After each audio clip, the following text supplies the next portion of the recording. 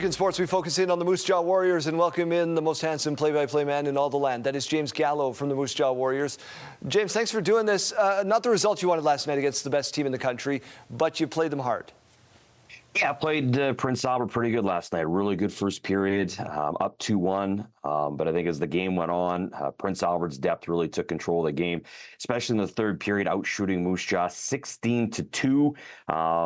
Just that only goal for Connor Howe in the third period. Valiant effort, but just not close enough for the Warriors. This is supposed to be another rebuild year. What's happening with this team? I see you in a playoff position. You look good. You're competing every night.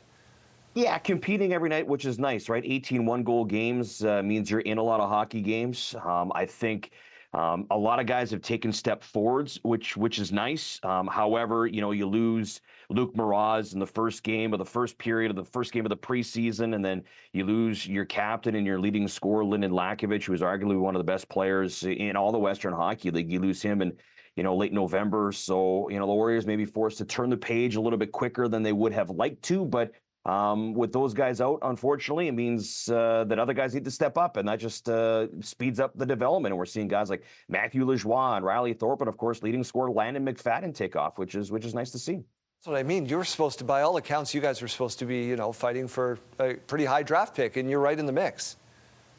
Yeah, which is good, and that's a testament to the coaching staff and the structure put forward. Good job by the players to battle. I mean, it is junior hockey. There's a lot of peaks and valleys in games and in the season. I think the guys have done a nice job managing that so far in the second half. They go 3-3 on the U.S. Division road trip, which is a tough road trip to have any success on. 5 straight one-goal hockey games, so they're battling. It's just now, talking to the coaches, it's little moments in hockey games where, you have the opportunity to maybe get that big goal or to make that big play in the defensive zone. Unfortunately, the opposition's capitalizing on those little moments. But again, that's just comes with the development of a young team, learning to be on the positive side of those little moments in a game. If I'm a fan of the Western Hockey League or junior hockey and I want to see the Moose Jaw Warriors play in my city, who am I keeping my eye on? Who's going to jump off the page to me?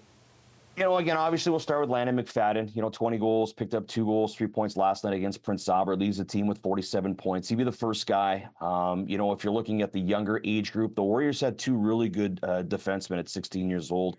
Colt Carter is the 3rd highest scoring 16-year-old defenseman in Moose Jaw Warrior history, trailing only Morgan Riley and Nathan Page. And those were 2 really good hockey players for the Warriors.